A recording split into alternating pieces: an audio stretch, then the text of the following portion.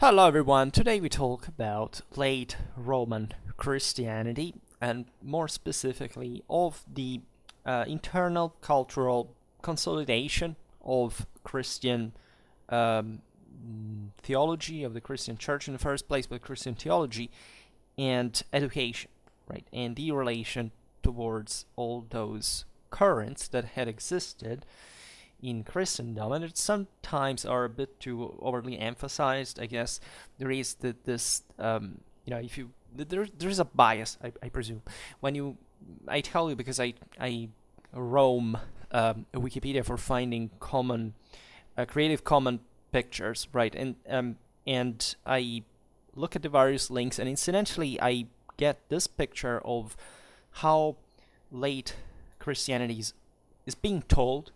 I would say mostly from, I don't want to make it political, but there is a kind of bias towards it to stress, look at how, it wasn't how you had been told, how there were other ideas in Christendom before the Council of Nicaea, or the fact that, look, there is this thing that not just the Christians were persecuted by the pagans, but also the Christians persecuted the pagans, as if, discovering cold water, I would say, right, but never getting, more interested in saying the broader civilizational build-up that occurred in those times.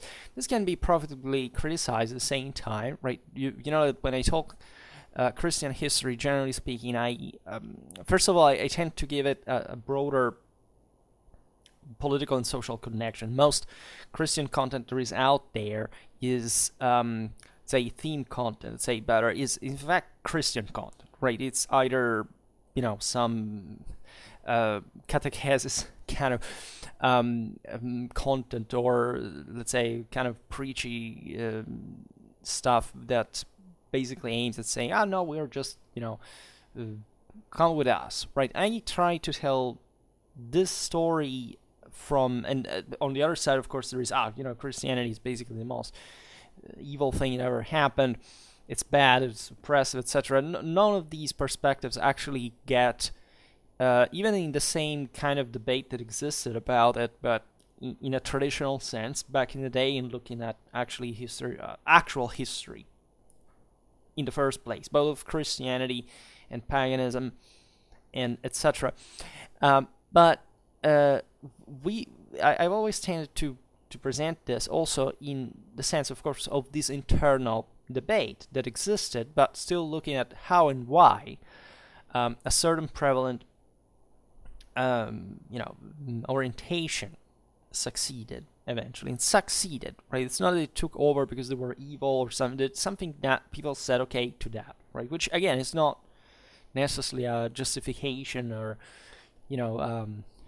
necessary moral assessment on the story, but it's somehow meaningful in order to understand what the world was at the time. And when we look at today, we'll talk mostly about, it's not even about the time here, it's the 4th, the 5th, maybe a pinch of the 6th century as well, but without too many chronological restraints, let's say. It's a moment in Christianity where the church was already deeply cultured, right? The Romans up to Constantine, and generally speaking, the wave of tolerance towards Christianity that by in fact the end of the 4th century became state religion, had had persecuted it, but in ways that are comparable, in fact, also what the Christians would do later, albeit the word different in some essential points. But let's say that never had a real grip control on all the movement, right? The idea that Christendom somewhat took over from a day to another, and or however it was so intolerant, let's say, that canceled everything that existed before, as much as the pagans, that they persecuted Christianity and they saw it the worst possible evil, and there was no space. It's actually not, of course, a historically realistic, historically correct depiction of the story in the first place, and Christians were present at that point in all elements of society. By the end of the 3rd century, even after the persecution, some of the most ferocious ones, like the one of Diocletian, that occurred in a kind of a moral temper that wanted to look at some kind of anachronistic restoration, in a way, given the properly the political and social situation, but was not possible, right? And the Constantinian era actually proved and showed. Of course, it was not from the perspective of the average Roman Empire inhabitant, not a particularly positive time, because the average was turning from citizen to subjects, right? And this for reasons that went beyond Christianity. Christianity, in a sense, facilitated, because it was enforcing an idea of respect towards authority, idea of a medium more than else. The latter being essentially the core in many ways of why such religion was different from the previous one, because as we've seen, in a strictly religious sense and in a broader cultural one, the values that were believed in, that were fundamentally the same, right? There were differences, of course, within the same Christendom, and I would argue that especially what would become as Western Christianity was much closer, in fact, to the older pagan system than the East, because the East was from centuries or millennia already very different from a political social point of view. I mean, if you had been living under the pharaohs or the kings of kings, etc., you had a different idea from the world as opposed to the Western one, right? In part, the same Judaism and Christianity shared, in a way, the some idea of warlikeness that one could argue that was made by St. Paul. I re-uploaded just yesterday or the day before a video I made about the Militia Christi, exactly in this, Pauline understanding of the necessity of properly overlapping the, making the Christian precepts overlapping with the essentially military religion of the empire, which again was not even an exception, right? Basically, almost all peoples believed the same thing, but it still shifted the center towards the individual, right? The individuality of Christianity is often overlooked, especially by those who say, no, Christianity sucks because, before it was about all heroes and people with an individual power and force, etc. Christendom is just, being weak and fatalistic and praying for stuff that will not happen. That's in fact not a correct view of Christianity itself. It's a view of Christianity that somebody owned, and that it was very easy for somebody who was already depleted, let's say, of hopes or possibilities, or it's something that's happening right now, right? The masses are turning, ever more qualitatively incapable, right, without any kind of resistance. So we're looking at comparable times in a way, but this doesn't mean that actually the Christian message talks about that, because the Christian message is in fact a violent one, to be quite specific in theological terms, and not just because of the Pauline vocabulary. It is that those are the same Jesus' words, as a matter of fact, come by the sword, right, to literally tear family apart, etc. And that's obviously metaphorical, but up to a certain point, because what does that mean? If it's merely spiritual, think how wouldn't this connect with the world? Jesus lived in the world, even aggressed people, as a matter of fact. His followers did, right? You think about Peter cutting the ear of the guard, all these things. But aside from the strictly violent aspect of that, the same level, let's say, of the idea that there is an omnipowerful entity that confers you the possibility of, achieving transfiguration in a, essentially, in Christianity, it's mostly about salvation, and so what comes beyond it's so great, it's not even properly discussed. So it is true that the emphasis is put very much on the struggle, on this kind of pathos, right? That was, I don't know, think about Stoicism among the Romans. It was not seen, but even in those philosophies, that's not really about, let's say, the acknowledgement of pathos is always there, right? Even I don't know, the Stoa properly said that, you can't think not to feel. The point is that you shouldn't be essentially shouldn't be influenced by that, right? It should just see through things clearly and take action. And if you look at Christian martyrdom, that's pretty much the same thing. And it is an extreme proof of power of the soul that fundamentally is close also to the others, right? Because even in the Indo-European religion, right, that is a warlike one, and it has many symbols that are in that sense military, but if you really look at it, the struggle is spiritual. What Christianity does is doesn't emphasize the need of, a militaristic interest, but it doesn't actually mean that it's opposed to that ethos. That is, as I was saying before, it was largely universal, right? As you know, the Jews were particularly warlike, especially at the beginning, and the same, the same Romans found out to telling the truth during the various rebellions, and so on. And so, this is, a sidebar, if you want, but it's important to approach Christian history in a spiritual sense. Besides what you may think, just it's okay. This is a regime change. A few actually changed, and also the same paganism, as you know, before the rise of Christendom was somewhat already oriented towards the same potions in a way that you find, and this fundamentally and tendentially enotheistic direction that was actually even there, already present in all Indo-European religions, because there is always a celestial deity that is omnipowerful, is the one of war, the one was this whole internal catharsis and super mystic surpassing basically happens as a model, and within the same and the resurgence of kind of Dionysianism, Aphroditism, all these chthonic, telluric, mass kind of in fact pathological, fatalistic attitudes were present already within paganism, right? Christianity in that sense filled the gap, and if there were so many people who believed that before, it's obvious that they feel that they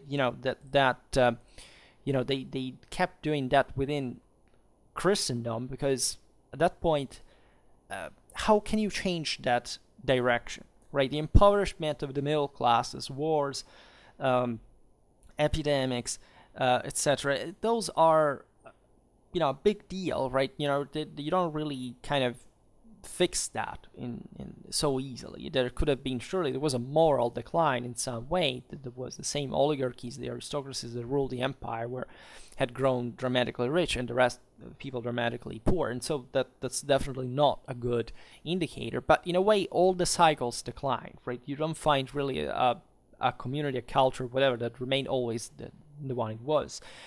So I've given a thorough look to these things in the last years, and in my opinion, in fact, Christianity again is deeply misunderstood in that sense, even properly in the historical development of the same moral temper of the time, because it was not much of a cause, but it was simply adapting to what already existed. And in fact, its principles in many ways are kind of somewhat also important, because the idea of limitation stemming from original sin, and the idea that there is also reality and matter, etc.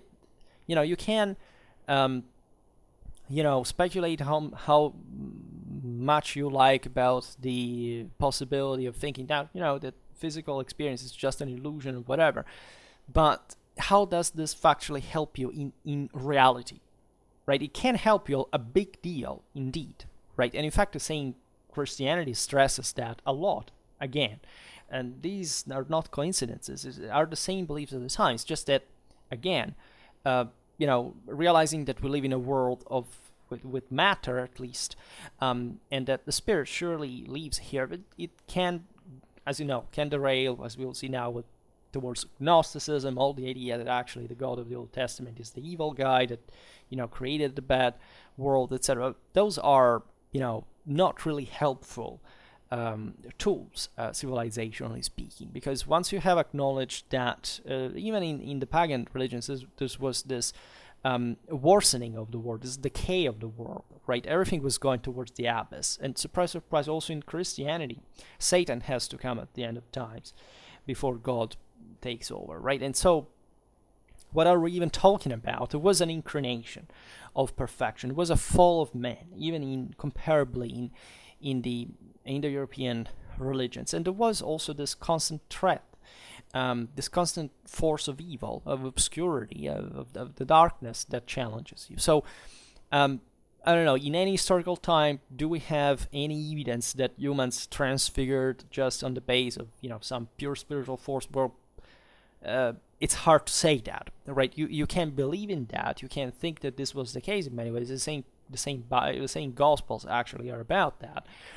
But isn't it more like an absolute tension than that you should be following? This is actually the meaning of religion, than actually believing that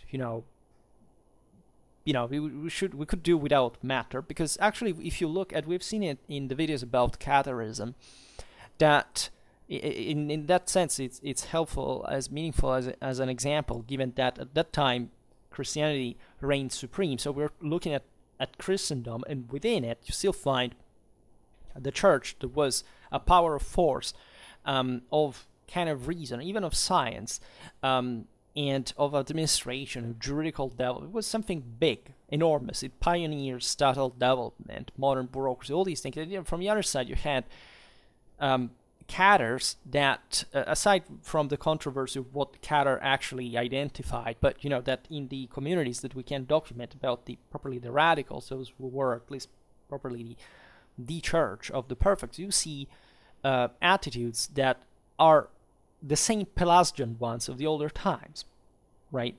They were agnostic in many ways, but these were people that, as today you find, that were essentially feministic oriented. They were kind of vegan, literally. I'm not kidding. This is, you can read it in every medieval history manual in every Western university.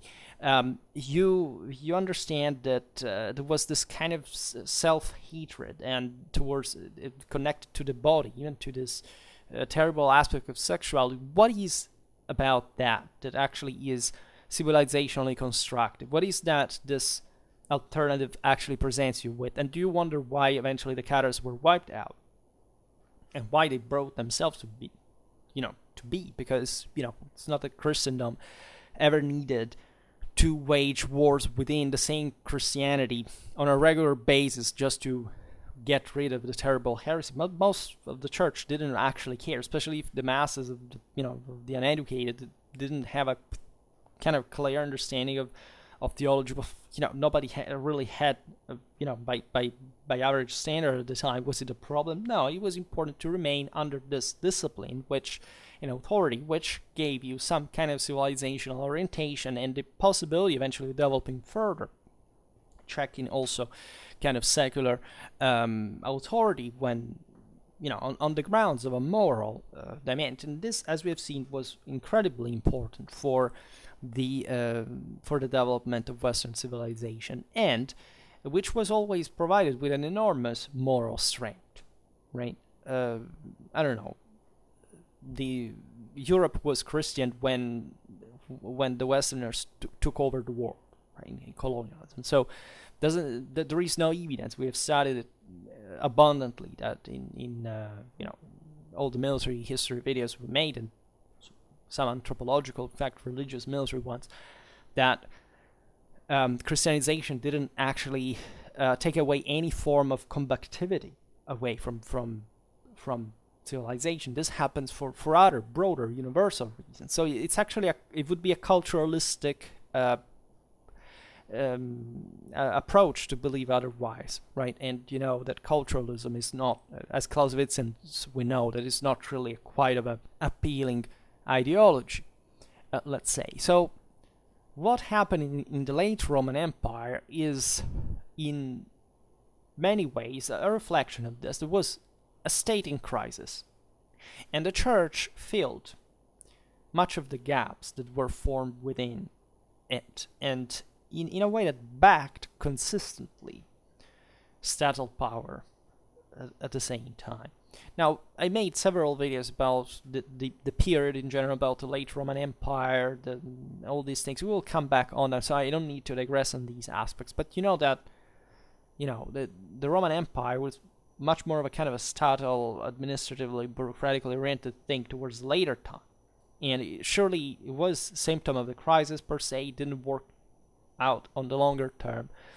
But it was a moment of general crisis, right? And also seems from a broader exhaustion of resources at some point, and at least some general material poverty that struck, especially by the end of this period, 6th century, in a very evident way. So we don't ever have to underestimate, let's say, the balance of a system in along these coordinates that are always moral and material alike, right? The moral ones were arguably more important, but again, what the Roman Empire had achieved was already a big deal, right? Universally, historically speaking, that nobody fundamentally had ever achieved, no that would ever achieve. And as we know, everything declines at a certain point. So more than stressing the decadence, which may be even interesting, especially from a moral point of view, has been maybe too unjustly taken out of the thing. We should also wonder how long that force had kept up, which is because nobody really did better eventually, right? So not even those who were around the empire while it was in crisis really fared better, created an alternative civilization or anything like so. It's and the Roman model remained universally still today in the West, as basically everywhere. All the Roman symbolism of the eagle, of the fashion, of what it really and unavoidably remained in our world, even if the symbolism, the values are being stripped, because people, of course, don't study really anything anymore. But it seems, of course, this crisis comparable to that of the time, and it's difficult even here not to see how it would be believed that this religious substitution would have something to do with that. But again, I prefer to see it mostly as a consequence of a moral collapse than a cause of the same, because indeed the ecclesiastical elites were also kind of really a thing, right? Consider that many senatorial families essentially transformed into an episcopal ones, and they kept living essentially in the same ways they had, not just because their families remained secular, but also because their lifestyle, especially in fact in the cities, in the secular clergy, in fact, they were the center of Roman power and eventually properly of the church and public administration and everything in medieval times. Were leaving. In fact, they had families, children. They led armies. They basically performed all the duties and tasks that had been part of the traditional privatistic way the Romans had administered their cities through the oligarchies and so on. And so the city was the center of culture. And Christianity spread, as you know, mostly from the cities, because they were also the center of power, could control the countryside, as always. And this brought unavoidably to these bishops to have an enormous capacity, right? These were, again, the same cities where the Curia had administrated the municipal territories, where the imperial functionaries operated, right? And also in the moment of the conversion, where Christianity had to win the distrust, let's say, of political power that, especially in certain areas of the empire, was kind of refractory, of course, to change, was reactionary actually, and kind of waved the banner of paganism for a longer time, and could see the commixtion, the different symbols essentially changing without too much of a trouble in line of principle, because again the standard was universal and the symbols were universal, were not really changed in the forms, in the meanings in part, but even in there, how many had kept the meaning, right? Of, I don't know, by the 4th century, did really pagans believe the same things? I don't know, in Augustan times were believed, or even more at the times back in the day, at the time of the Punic Wars, a lot had changed, and that's why the change is not just about from paganism to Christianity, as mostly it's being presented to us from schools in this, after World War II, in a sort of civilizational clash fashion, not really in a thorough understanding of the process. So the persecutions had alternated with long periods of tolerance, where Christians had lived in the empire normally. Even during the periods of persecution, it was up to the local governors whether to enact them or not. Right? We think of this, again, as we were saying before, these persecutions of Christians, and even the later ones of the pagans, as something like, all the empire changed, everybody was repressed everywhere. Actually not. They were mostly ad hoc political measures issued here and there, now and then, to curb, let's say, very often certain specific factions within a certain realm, mostly a urban one, and surely also targeting the same, properly altogether, the same religion, also ideologically, etc., but not really homogeneously, right? Maybe that was happening in the city, but, in another town 10 miles away, things were different, and for not talking about provinces altogether. So the change would happen smoothly in many cases, because nobody even really needed, especially from a pagan perspective, to be worried about yet another cult that basically had always been there. The only problem their followers had presented was that they refused to swear allegiance to the imperial deity publicly, while still kind of serving the state, the army, without any problem for that matter. We also made a lot of videos about this. We have seen how very often in the same army, there is, in the entire Christian geography, basically there is, I think, not even a single evidence, not even one, of the fact that Christian soldiers cared minimally about about killing people. They didn't give a damn. They would do it. They were soldiers. What you are a soldier for? The only thing you have to do, the only thing you're trained for, is killing people. And they would, and they were pretty good at it.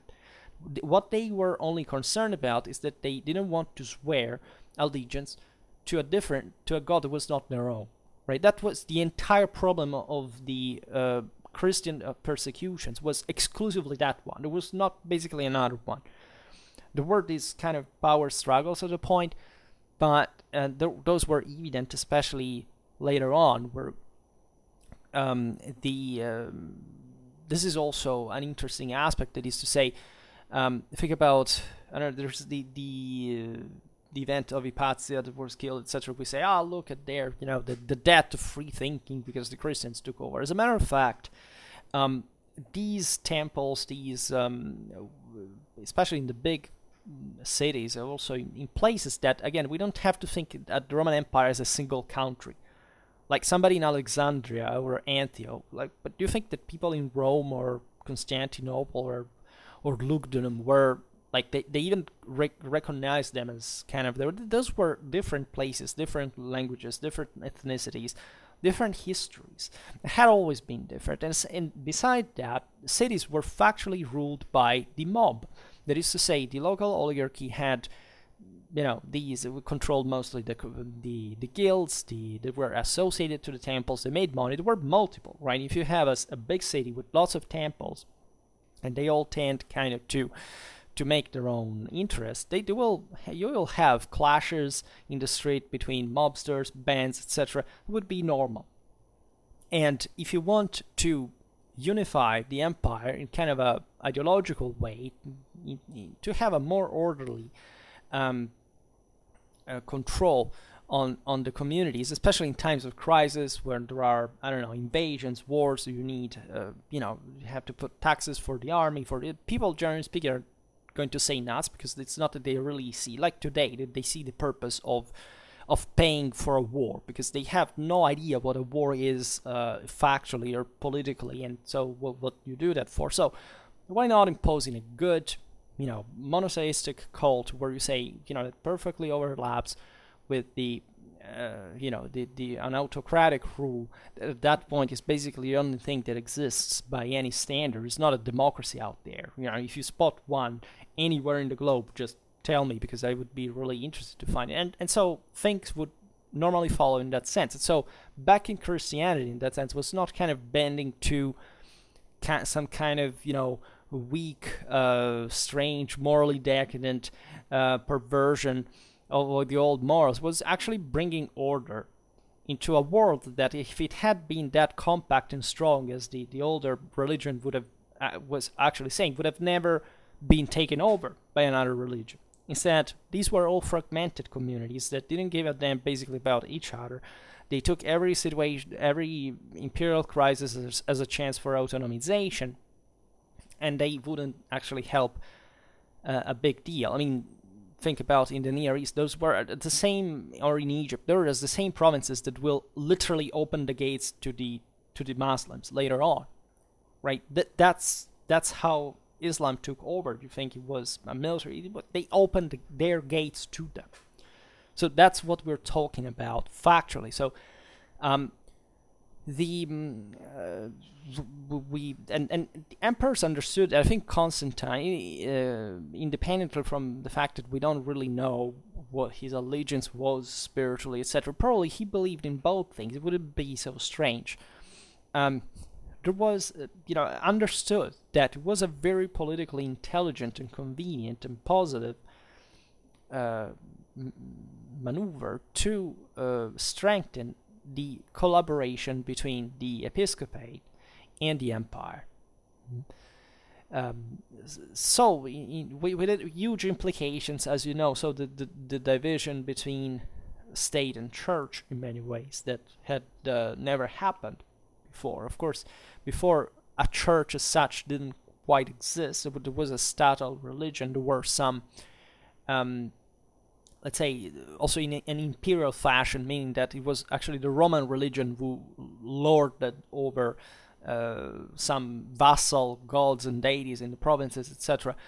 And there were some colleges, and some sacerdotal bodies and all these things. But in this regard, the church in the empire, as unique, say, monotheistic as it was, theologically speaking, was also unitary, hopefully, from an organizational point of view. Well, this was not to be given for granted at the time. That's why the cooperation between the empire and the church is also quite important, because what would have been the use of having a church at that point? It was fragmented as the previous paganism, right? It wasn't seen as a very profitable thing.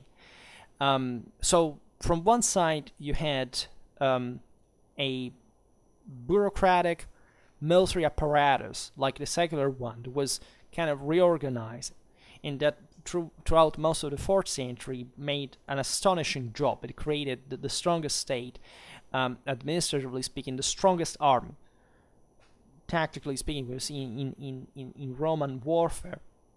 And from the other side, you had an ecclesiastical system that was still labile in its comprehensive configuration, but it was rooted in an expanding religious solidarity. And these two sides began to, comfort each other reciprocally. And immediately, by the way, this was the great success of Constantinian policy in that regard, that the partnership began very quickly, and it was a great success, because of course the church handled most of the matters that pertain mostly also to these worried masses who needed stability, who needed protection, security, food, by the way, some essentially welfare assistance that the church could provide. The church was also, in this sense, it was in a way subcontracting the empire. Again, the empire had always been subcontracted from the client states to the same local elites and all this thing about the senatorial provinces as opposed to the imperial ones. So it had always worked like that, but it was also intrinsically different. That is to say, the church was seen, especially still at that time, as a force that could, in that sense, carry out certain, thanks to its own, to the autonomy that the same empire granted to it, some functions, some duties that could, from one side, strengthen itself, but also not interfere in the imperial affairs. Of course, things would change over time, but at least as we look at the Byzantine model, that was factually the one created by Constantine and that remained alive in the East, it remained substantially successful. That is to say, the Patriarchate of Constantinople remained, yes, it had some autonomy. At some point it kind of took some even emancipational stance, but it fundamentally was always maintained under the imperial control. In the West, things would be different, but again, actually conferring the West some political, juridical, and even, in fact, theological and cultural vivacity that was at the roots of the same development of the land.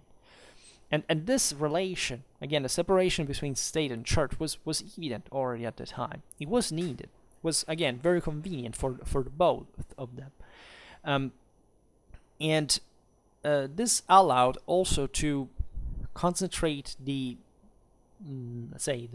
political and social negotiations within the dichotomy of two hierarchically oriented systems. So two systems that were, especially as soon as the ecclesiastical elites became particularly powerful and framed properly in the imperial administration, or at least in its policy, were capable of controlling basically every part of the community and to discipline it and to order it, to keep it under control. And it was the will to deepen the community of faith that, in a sense, fueled the same ecclesiastical consolidation, right? It's paradoxically, as we were saying right now, the same advantage that derived from the dichotomy church and state, it was the same one that produced the consolidation of the same church within itself, right? The idea that there were contrasts, conflicts, but that these were seen, first of all, they were stemming, again, from a strictly religious concern, but they were also pushing for an intellectual development and definition and kind of ever more refined understanding it, because all this, of course, had broader political, secular implications. So also why the empire controlled this and cooperated. And that's why the ecumenic councils were born in the first place. Were more like an imperial initiative than at least a successful ecclesiastical one, from a previous perspective, because the church needed an empire, and they knew, of course, that supporting it was an advantage for themselves as well, because, again, as you know, Christianity always respected authority. Albeit separating it, realizing from spiritual matters, realizing that, of course, that is something that pertains to your soul, but everybody has a soul, and so even emperors, etc. So what happens outside of it is what you have to deal with, but from an ethical standpoint. That's the actual dichotomy, not a denial of the world. In some cases, this was also the thing, anyhow, and that was, as you understand, kind of anti-civilizational in a way. This was present also in other religions, like some let's say, groups that were fundamentally more fringe-like, and that were in fact looked upon suspicion even by, we're talking mostly about the monks and other ascetics, hermits, etc., that were looked upon with suspicion by the same secular elites, by the bishops that properly considered them something else, also always borderline, if not openly heretic, etc. And so this happens in every community. There is a kind of an orthodoxy that is prevalent, and then there is always some fringe that kind of pushes and keeps the the contrast that stems from them keeps the things balanced and consolidates further the what are the new issues, right, that appear here, and that both sides make leverage on, and there you have a counterbalancement.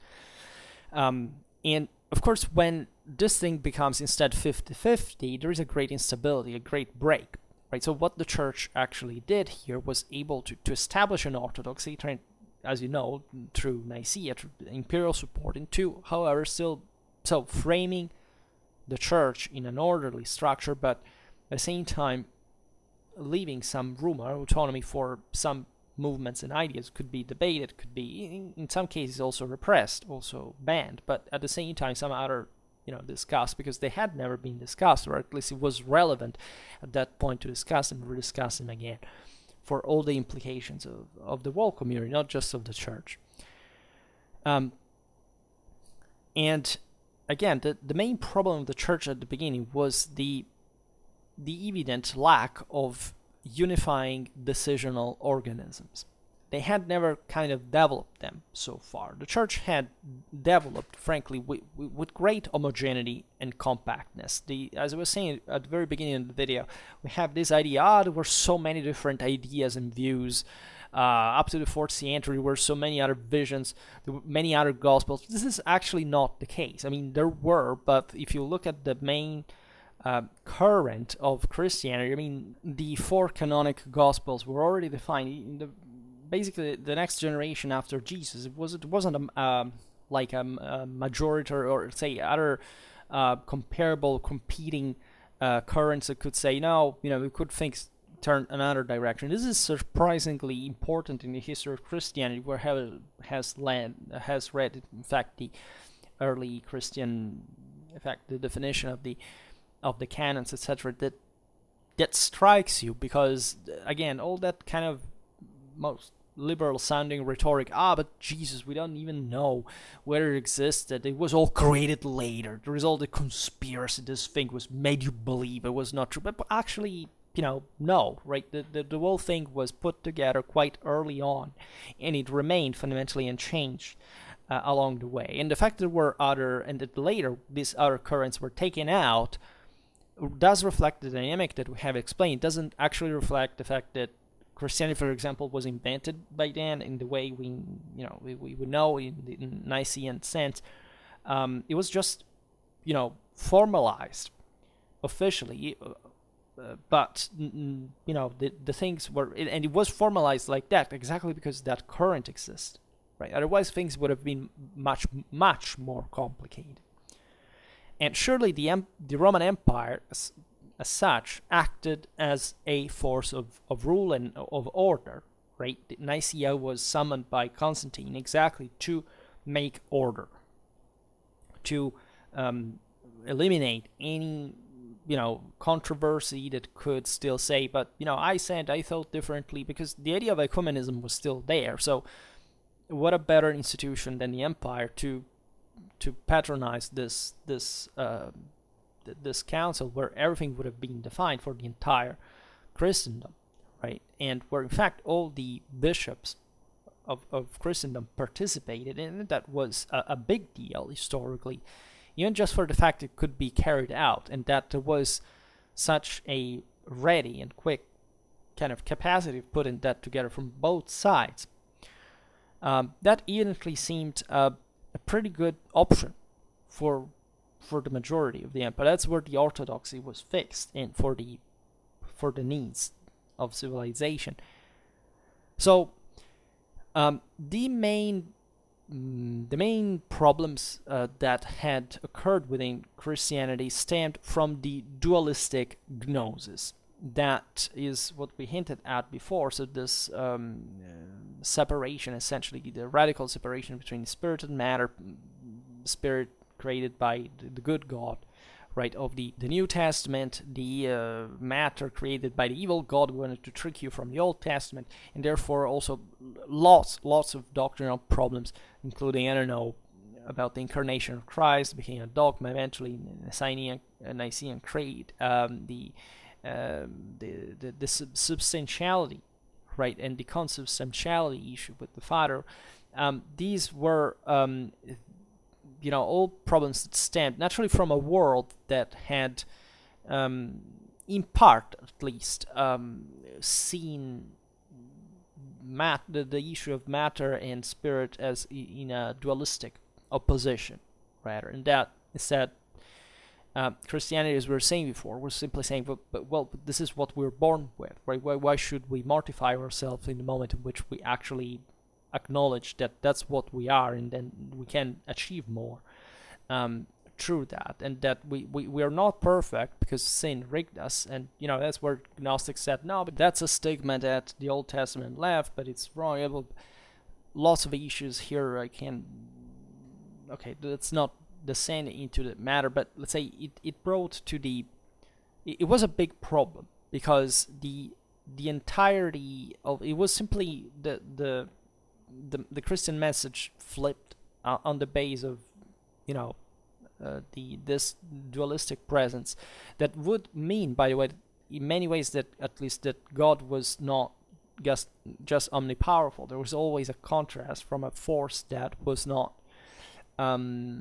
was at least capable of prevailing in a way. And the Christian message, of course, claimed that this couldn't happen, but it couldn't happen not on a human base. So this did trigger, in a world that had believed fundamentally in a sort of heroic capacity to save yourself, in a way that it stripped away the possibility of making it on your own. And that's main criticism. Also, the older traditions said, we should consider it in a different fashion. And in any case, it denied essentially it was an intellectualistic idea. So the idea that the spirit prevailing over matter in an absolute sense, which takes away the works fundamentally. And that's kind of insanity, and that's why I think Christianity is, was spot on, because it kind of was closer to the actual ancient sense of the previous religions, because Gnosticism was simply about revealing a knowledge, and achieving salvation through that, right? And so just that. So basically, you just think that thinking is just and doing nothing about that is what you need. Well, it can be a quite dangerous thing, also because you come to deny everything, the world, again, the works, and literally, in fact, before we mentioned the Cathars, that's essentially what would have mortified themselves. And there were, in fact, these heresies were mostly concentrated in areas of Christianity that, let's say, the areas of the empire where Christianity had been, let's say, was less controllable in a way, because they were fringe. We're talking mostly about the East, where some areas were more advanced, but also more in contact with areas with greater, let's say, influences from other religions. In fact, what we're looking at, that is the dualism, Gnostic dualism of cosmic antithesis, where this comes back in Manichaeism, in the syncretism. Manichaeism was about basically putting lots of other religions together, but there were other ideas as well around, right? Manichaeism adapted to Christianity and spread within the same empire. I mean, the same St. Augustine was a Manichaean initially, but think even about Mazdaism or the same Buddhism. And Christianity, in this regard, spread far and wide, unchecked in some areas, from Mediterranean to China, right? That's why the empire played also a very important role within what would remain within the the harbor, let's say, of Western civilization broadly meant, because also those peoples that later would gravitate around the Mediterranean, the same Islam, etc., remain kind of more, they received the same example that had been of this earlier political, secular disciplining of the church in a way, and this happened in different ways in different cultures, but still, what the Roman Empire had established, even not just through Christianity, but through also the previous hierarchical idea of the various, of religion, was of great relevance for the following, say, theological developments, but mostly also the ones of what they meant practically in terms of power strength ratios. And it was the presence of those aforementioned heresies and other influences that spread or increased better, because that had always existed, the need in ecclesiastical culture to intellectually clarify the problems of a monotheism in which the faith in Christ had been integrated, right? Because also the this was a Jewish religion where Christianity had stemmed from in a quite heterodox, if to say the least, or if not properly heretical way. So that's also why Gnosticism, in a sense, was somewhat openly, sometimes anti-Jewish, whereas the Roman Church reaffirmed the Judeo-Christian basis. I made a video about that, in order to preserve exactly the continuity, that the meaning of the same prophecies of the Old Testament towards Christ would actually signify. And this is quite important because agnostic reality would have been probably much more ferocious.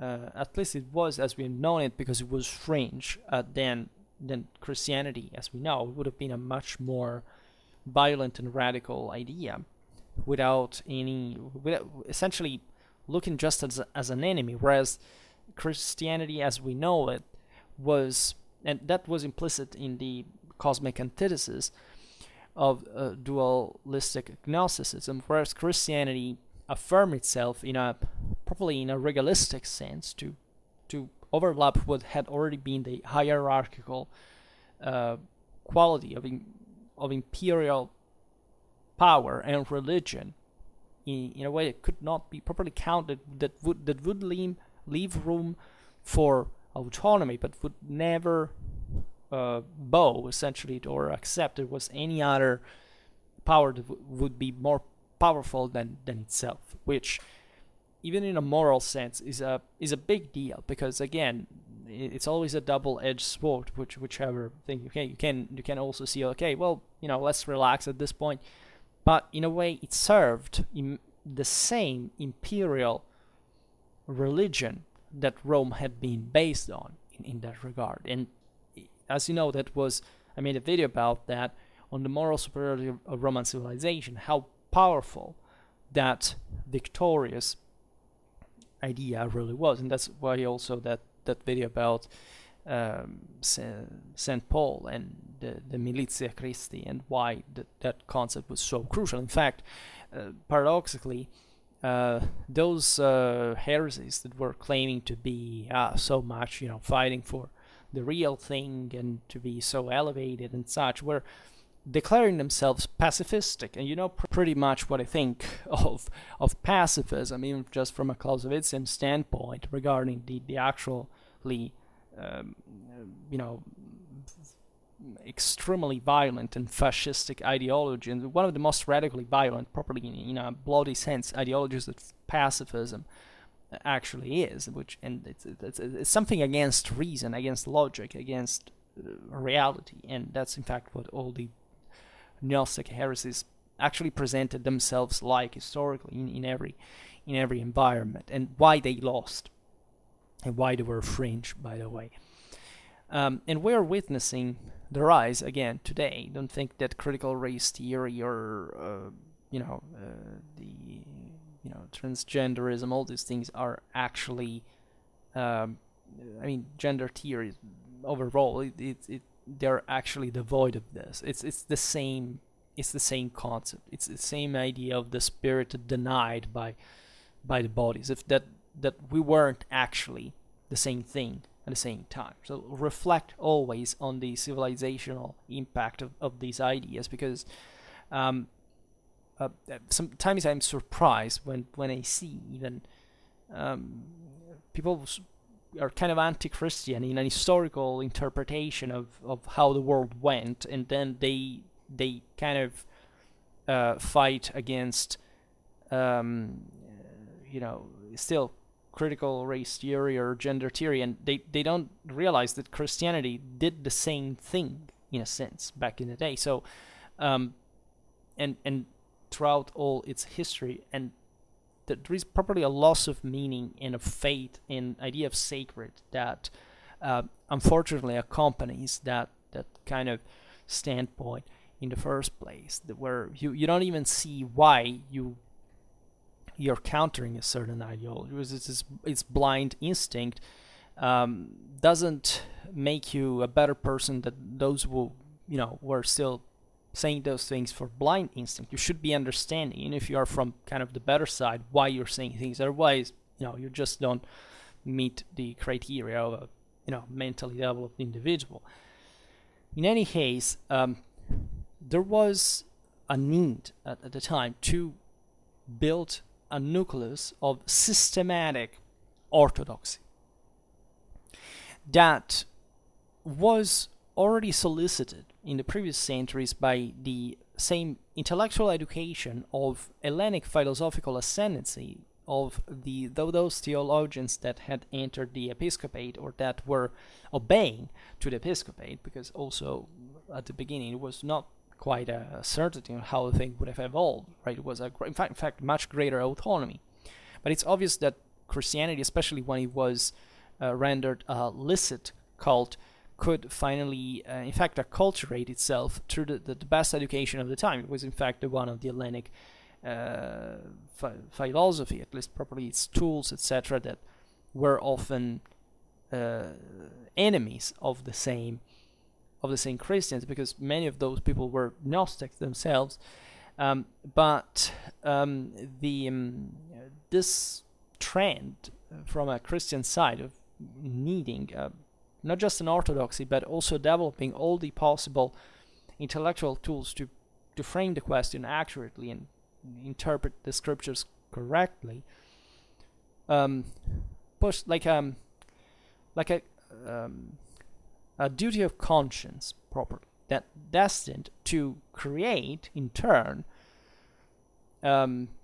new controversies, right, that were ever more theologically subtle, even with excommunications between the various bishops and reciprocal accusations of heresy, that, as you know, were much more of a thing in the East than in the West. It would seem paradoxical, also because the West was comparatively less Christianized than the East. But that's exactly what we were saying before, that it was kind of a more developed place that didn't have like a organic coherence per se, because it had belonged to different cults, different areas, different influences, etc., and it was trying especially to autonomize itself from Constantinople. And so at that point, historically, Constantinople also had to compromise sometimes. If you think about all the issues with monophysitism,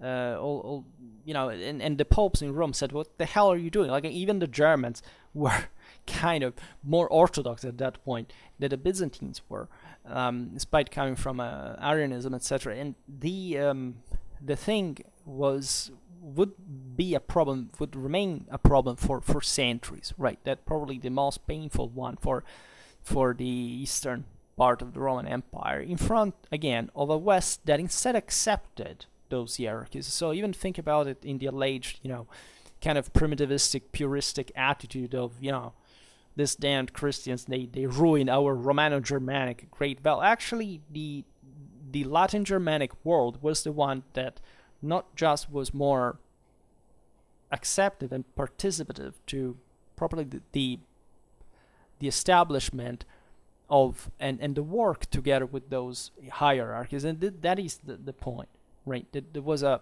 more harmonious development that was slower but more consistent, that laid more more stones, let's say, in the path of civilization. Then eventually what happened in the East with the collapse, with the heresies, the permanent heresies, and eventually the Islamic takeover, which was in this sense a big failure of that same policy. It was, of course, we can't read it in deterministic terms, but it's so big that still you have to find some explanations for that, because again, in the West this never happened, right? In the West, the worst that happened was Catharism by the 12th century, because of the revival, the lack of control, even there, the fact that the feudal monarchies had to keep up with kind of a statal structuring that didn't exist before, and it was a real threat.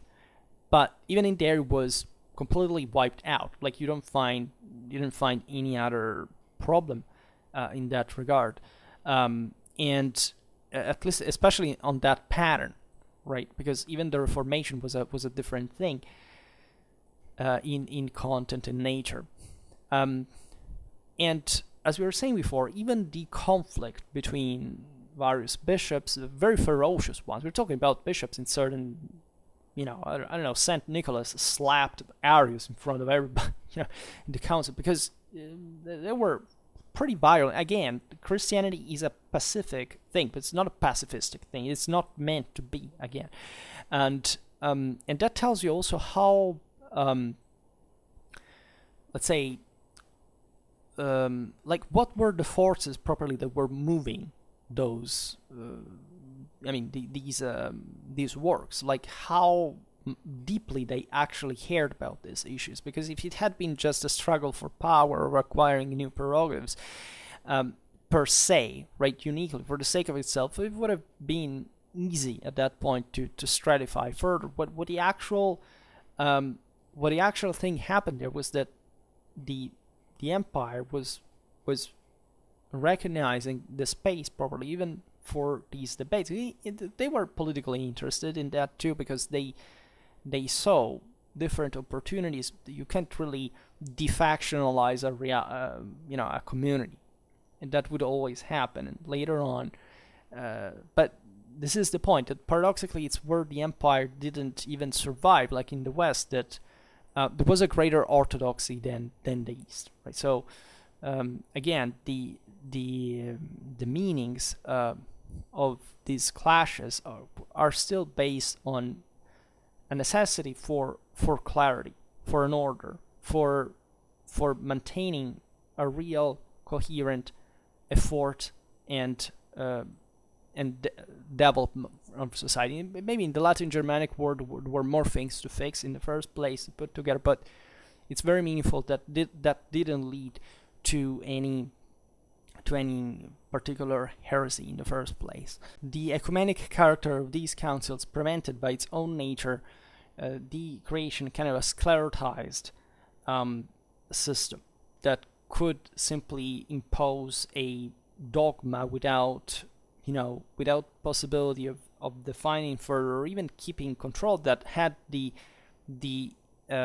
imperial authority thought otherwise. And that's again why, for example, the Byzantine emperors at some point deported even popes or something, but they could never kind of enforce heresy as a, and Nicaea came back triumphant every time, because it had been defined at the time from a positive object, and even the local political necessities, etc., could not fool the orientation of Christianity per se, right? For how it had been nurtured and cultured and cultivated in that West that lived on even in these courageous endeavors of opposing, for example, imperial impositions and divergence from orthodoxy that were said the most obvious, right? I mean, think about monothelitism.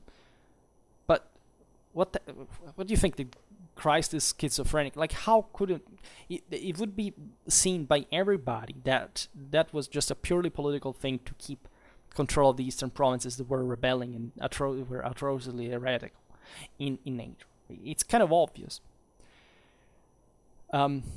So the heresy accusations were so largely used against all the forms of dualistic Gnosticism were ever more employed, not just to repel exuberant and autonomous doctrinal developments, but also in the course of speculative activity of the same episcopate that was oriented towards the definition, the clarification of the central nucleus of Christian beliefs in definitive intellectual formulas. And so, again, it's always the double conscience, like in the gospel, right? You're seeing an outer world and an inner world at the same time. You must define an inner world to act in the outer world. It starts from you, right? So this could not happen otherwise in a conciliar seat in an imperial polis, and work in the process. That's why it succeeded the way it did. And this was just a general consideration on these issues and how they took form. Let's say, however, we will talk about these topics further. Hopefully, for now, however, we stop here. Just hope that you enjoyed this video. If you did, please share it. Otherwise, leave a like or subscribe to my channel if you're interested in my upcoming content. And for now, I thank you heartily for listening to me. See you next time.